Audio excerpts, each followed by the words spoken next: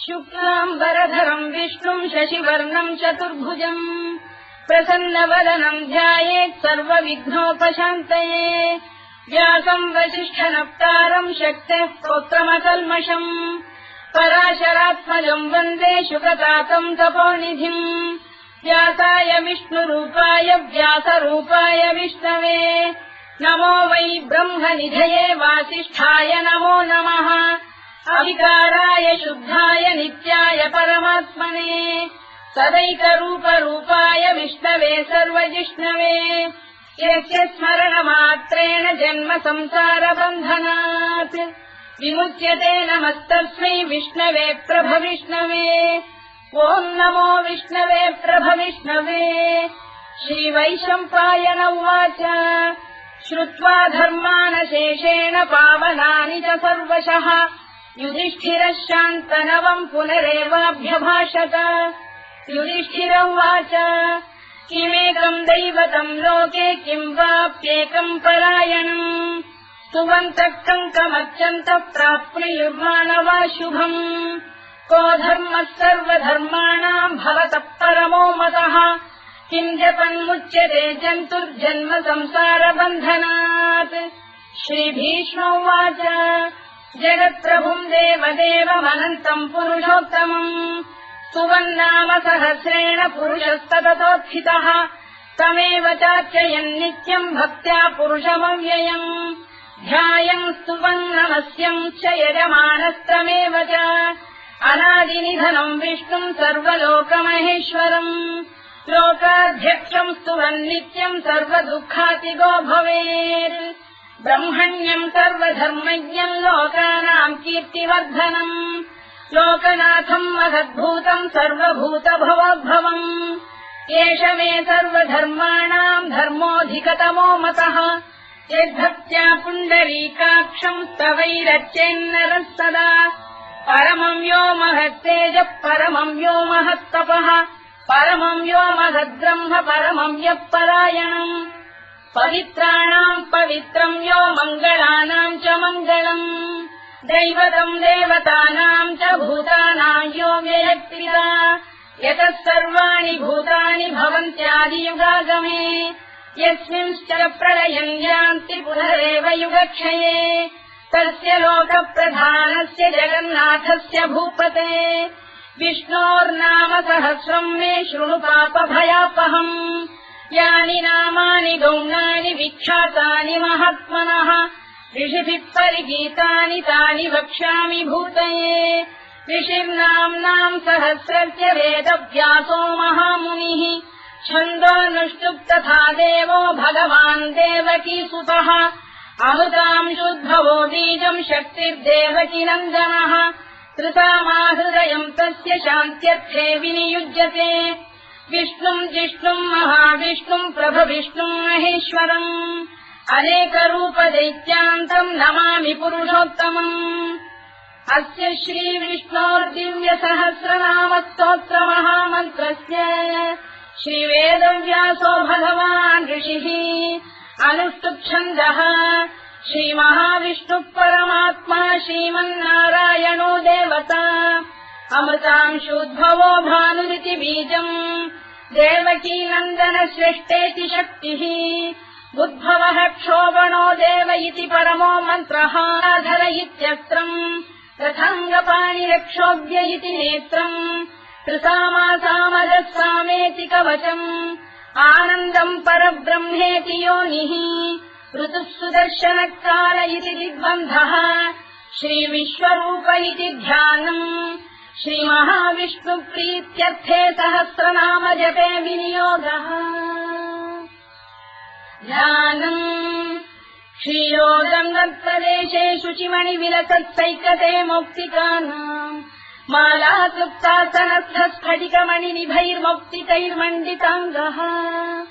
शुभ्रैरभ्रैरदभ्रैरुपरि विरचितैर्मुक्तपीयूषवर्षैः आनन्दीनः पुनीयादरिनलिन गदा शङ्खपाणिर्मुकुन्दः भूः पादौ यस्य नाभिर्विहरसुरनिलश्चन्द्रसूर्यौ च नेत्रे कर्णावाशा शिरोद्यौर्मुखमपि दहनो यस्य वास्तेयमब्धिः अन्तस्थम् यस्य विश्वम् सुरनरखगो भोगि गन्धर्वदैत्यैः चित्रम् रम्यते तम् त्रिभुवन वपुषम् विष्णुमीशम् नमामि। ॐ नमो भगवते वासुदेवाय। शान्ताकारम् भुजगशयनम् पद्मनाभम् सुरेशम् विश्वाधारम् गगनसदृशम् मेघवर्णम् शुभाङ्गम् लक्ष्मीकान्तम् कमलनयनम् योगिधृध्यानगम्यम् वन्दे विष्णुम् भवभयहरम् सर्वलोकैकनाथम्। मेघश्यामम् पीतकौशेयवासम् श्रीवत्साङ्कम् कौस्तुभोद्भासिताङ्गम् पुण्योपेतम् पुण्डरीकायताक्षम् विष्णुम् वन्दे सर्वलोकैकनाथम्। नमः समस्तभूतानामादिभूताय भूभृते अनेकरूपरूपाय विष्णवे प्रभविष्णवे सशङ्खचक्रम् सकिरीटकुण्डलम् सपीतवस्त्रम् सरसीरुहेक्षणम् सहारवक्षस्थलशोभिकौस्तुभम् नमामि विष्णुम् शिरसा चतुर्भुजम्। छायायाम् पारिजातस्य हेमसिंहासनोपरि आसीनमम्बुदश्याममायताक्षमलङ्कृतम् चन्द्राननम् चतुर्बाहुम् श्रीवत्साङ्कितवक्षसम् रुक्मिणी सत्यभामाभ्याम् सहितम् कृष्णमाश्रये।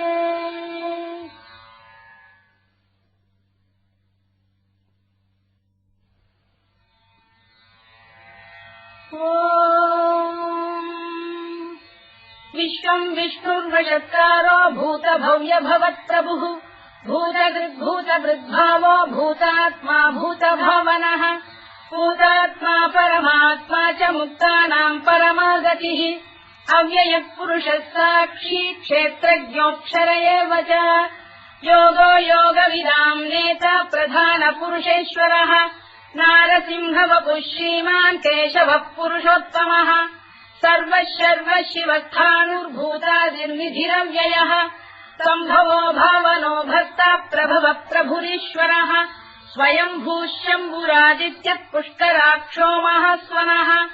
अनादिनिधनो धाता विधाता धातुरुत्तमः अप्रमेयो ऋषिकेशः पद्मनाभोऽमरप्रभुः विश्वकर्मा मनुस्पष्टा स्थविष्ठस्थविरो ध्रुवः अग्राह्यः शाश्वतः कृष्णो लोहिताक्षप्रदर्दनः प्रभूतस्त्रिककुब्धाम पवित्रम् मङ्गलम् परम् ईशानप्राणदप्राणो ज्येष्ठः श्रेष्ठः प्रजापतिः हिरण्यगर्भो भूगर्भो माधवो मधुसूदनः ईश्वरो विक्रमी धन्वी मेधावी विक्रमक्रमः अनुत्तमो दुराधर्षः कृतज्ञः कृतिरात्मवान् सुरेशः शरणम् शर्म विश्वरेता प्रजाभवः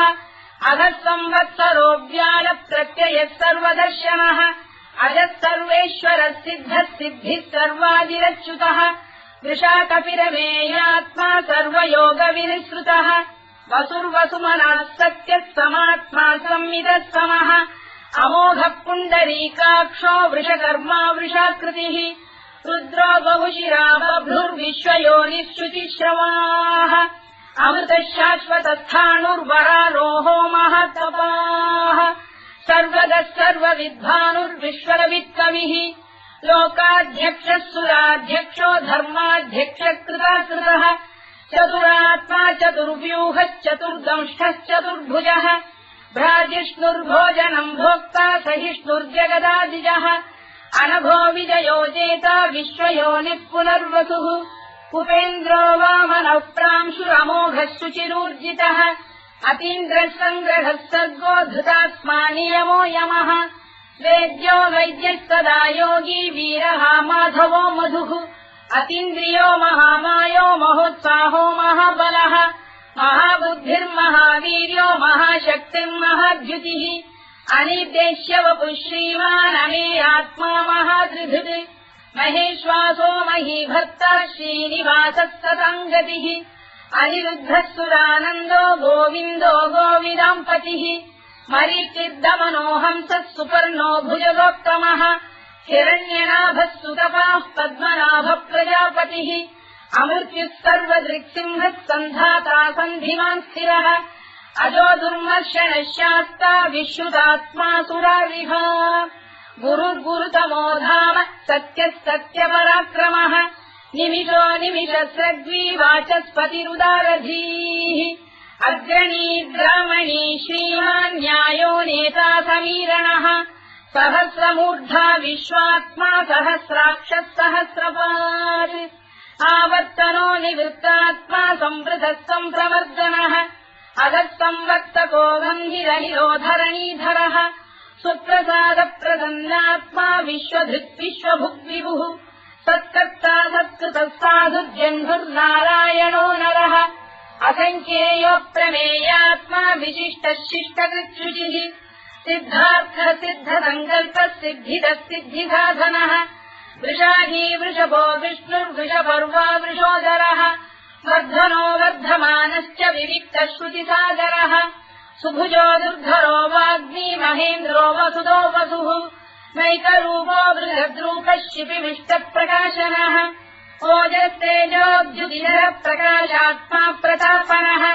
वृद्धस्पष्टाक्षरो मन्त्रश्चन्द्रांशुर्भास्करद्युतिः अमृतांशुद्भवो भानुष्यशबिन्दुः सुरेश्वरः औषधम् जगतः सेतुः सत्यधर्मपराक्रमः भूतभव्यभवन्नाथः पवनः पावनो नलः कामः कामकृत्कान्तः कामः कामप्रदप्रभुः युगादिकृद्युगापत्तो नैकमायो महाशनः अदृश्यो व्यक्तरूपश्च सहस्रजिदनन्तजित् इष्टो विशिष्टः शिष्टेष्टः शिखण्डी नभुषो वृषः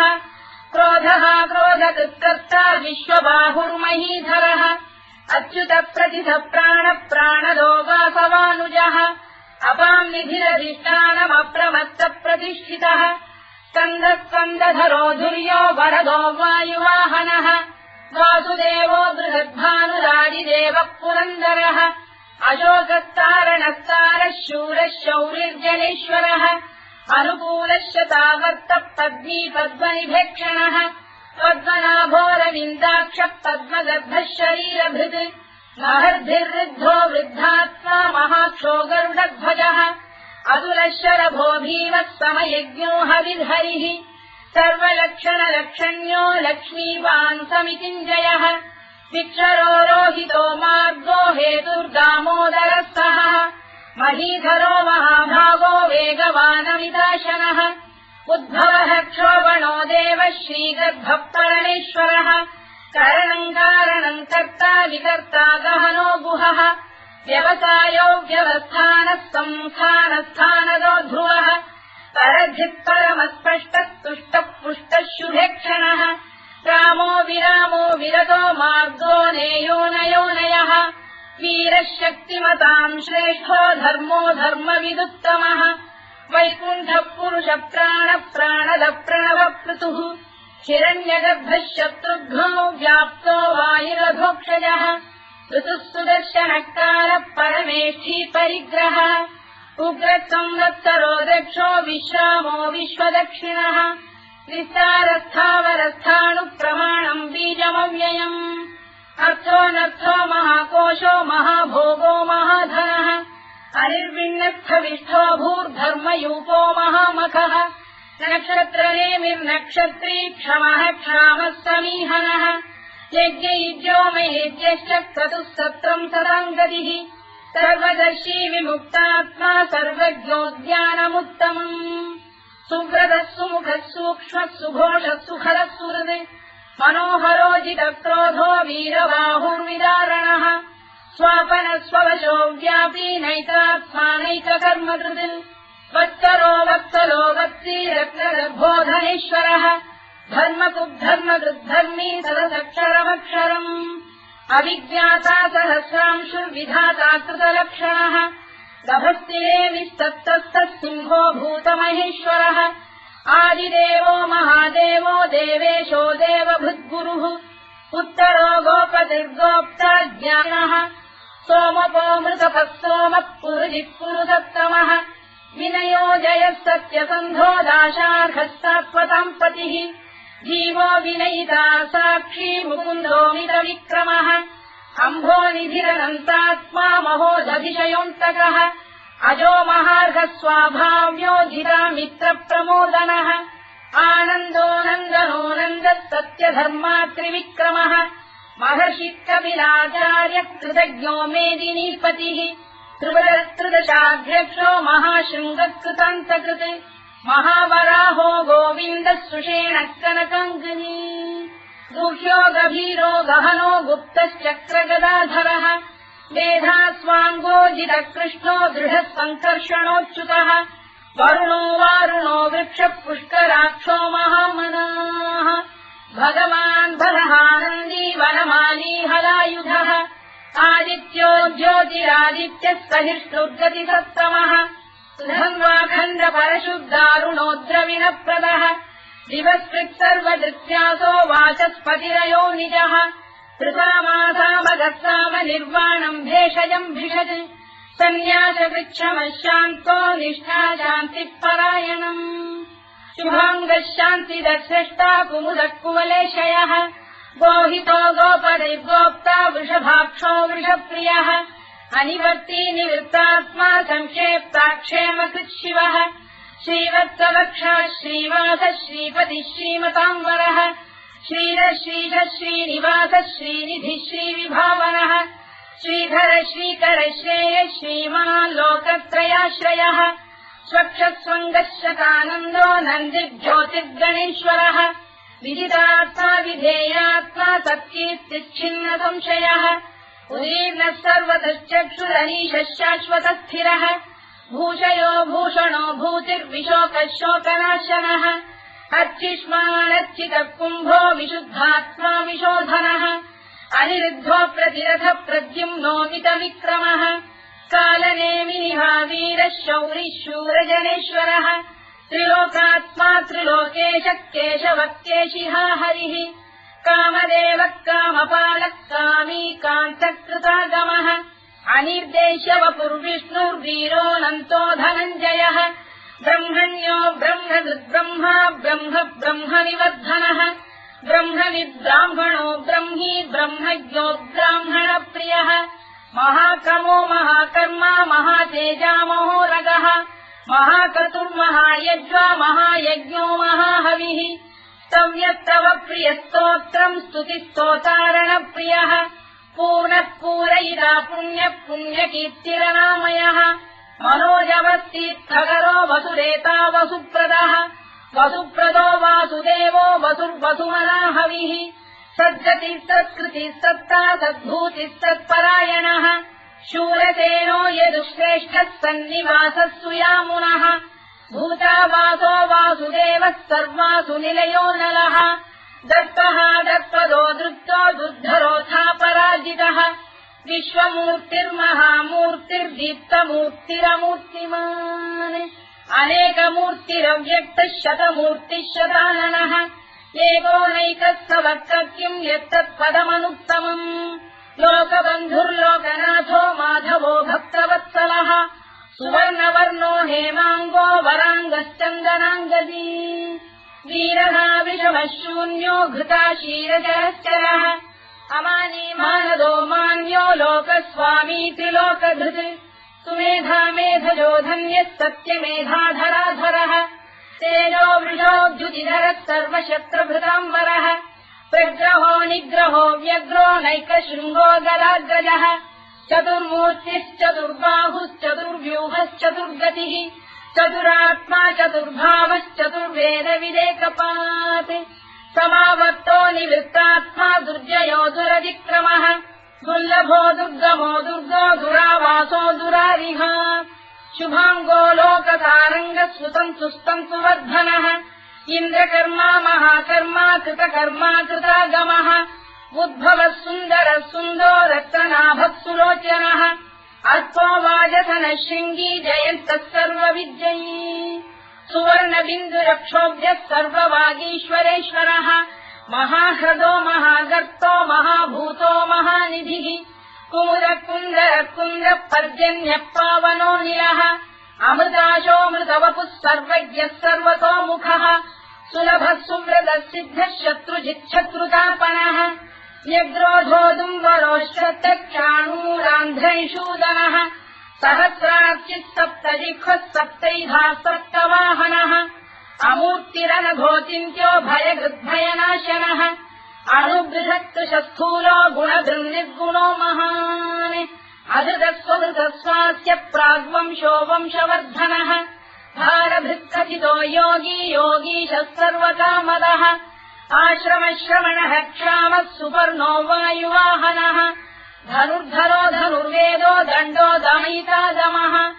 अपराजितः सर्वतः नियन्ता नियमो यमः सत्त्ववान् सात्विकः सत्यः सत्यधर्मपरायणः अभिप्रायप्रियार्होः प्रियकृत्प्रीतिवर्धनः विधायतगतिर्ज्योतिः सुरुचित्कुतभुक्विभुः रविर्विरोचनः सूर्यः कवितारनिलोचनः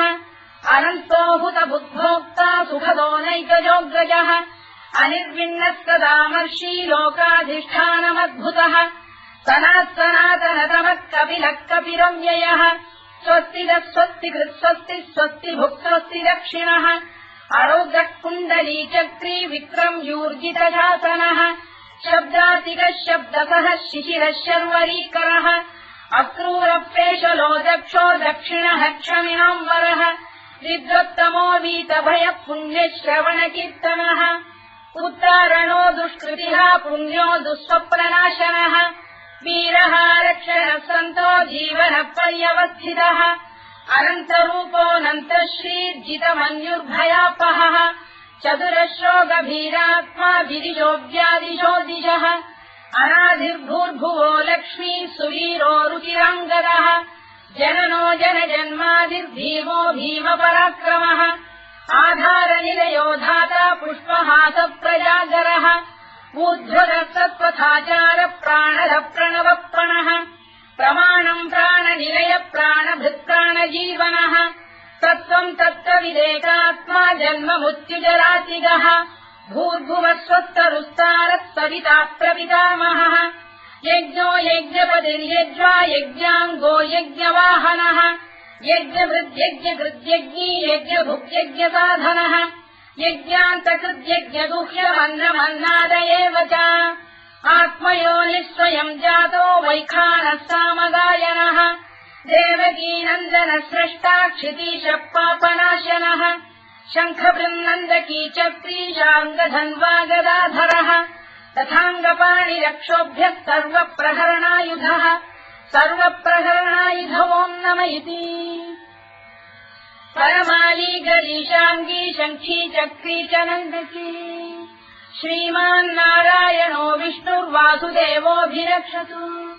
वनमाली गरीशाङ्गी शङ्खी चक्री च नन्दकी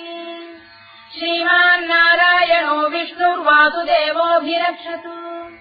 वनमाली गरीशाङ्गी शङ्खी चक्री च नन्दकी श्रीमान्नारायणो विष्णुर्वासुदेवोऽभिरक्षतु इतीदम् कीर्तनीयस्य केशवस्य महात्मनः नाम्नाम् सहस्रम् दिव्यानामशेषेण प्रकीर्तितम् य इदम् शृणुयाम् नित्यम् यश्चापि परिकीर्तयेत् नाशुभम् प्राप्नुयात् किञ्चित् सोमुत्रेह च मानवः वेदान्तको ब्राह्मणस्य क्षत्रियो विजयी भवेत् वैश्यो धनसमृद्धस्य क्षुद्रः सुखमवाप्नुयात्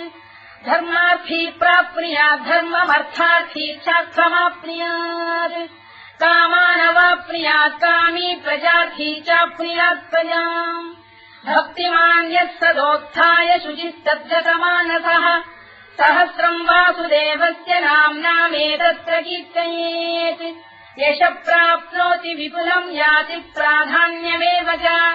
अचलाम् श्रियमाप्नोति श्रेयः प्राप्नोत्यनुत्तमम् न भयम् क्वचिदाप्नोति वीर्यम् तेजश्च विन्दति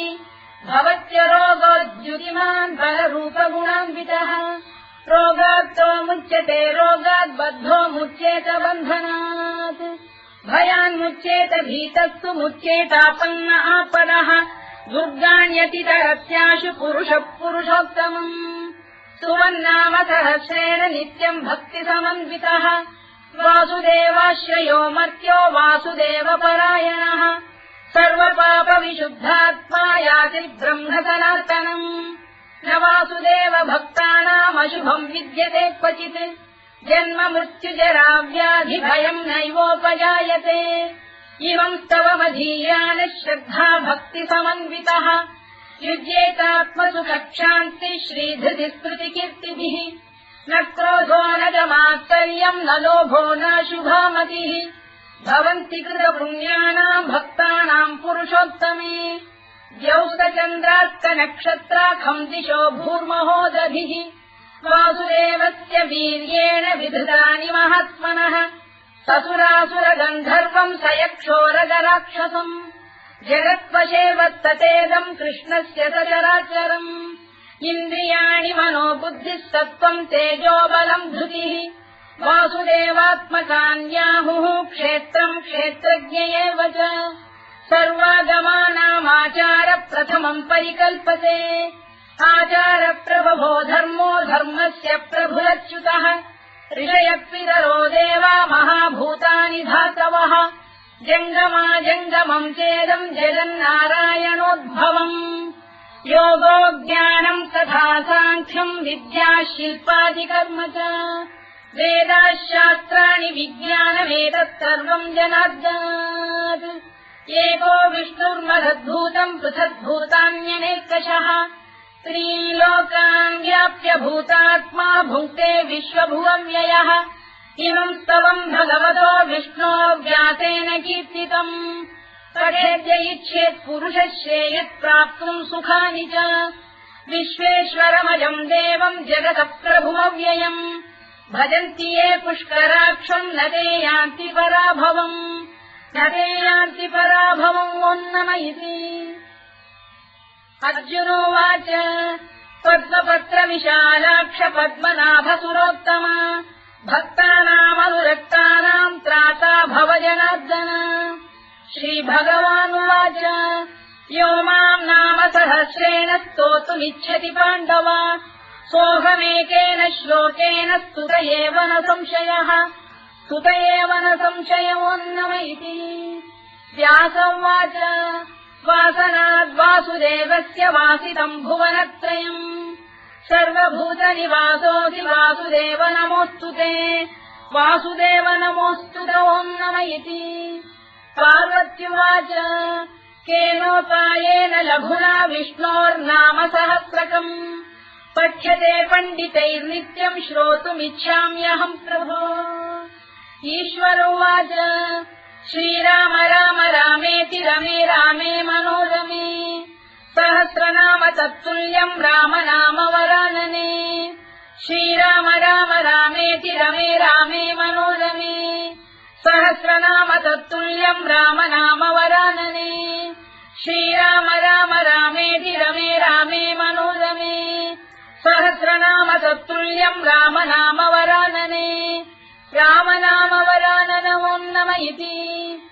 ब्रह्मोवाच नमोऽस्त्वनन्ताय सहस्रमूर्तये सहस्रपादाक्षि शिरोरुबाहवे सहस्रनाम्ने पुरुषाय शाश्वते सहस्रकोटियुगधारिणे नमः सहस्रकोटियुगधारिणे नमोऽन्नम इति सञ्जय उवाच यत्र योगेश्वर कृष्णो यत्र पार्थो धनुर्धरः तत्र श्रीविजयो भूतिर्ध्रुवानीतिर्मतिर्मम श्रीभगवानुवाच अनन्याश्चिन्तयन्तो मां ये जनाः पर्युपासते तेषाम् नित्याभियुक्तानां योगक्षेमम् वहाम्यहम् परित्राणाय साधूनां विनाशाय च दुष्कृताम् धर्म संस्थापनार्थाय सम्भवामि युगे युगे आर्ता विषण्णाः शिथिलाश्च भीता घोरेषु च व्याधिषु वर्तमानाः संकीर्त्य नारायण शब्दमात्रम् विमुक्त दुःखाः सुखिनो भवन्तु कायेन वाचा मनसेन्द्रियैर्वा बुद्ध्यात्मना वा प्रकृते स्वभावात् करोमि यद्यत् सकलम् परस्मै नारायणायेति समर्पयामि।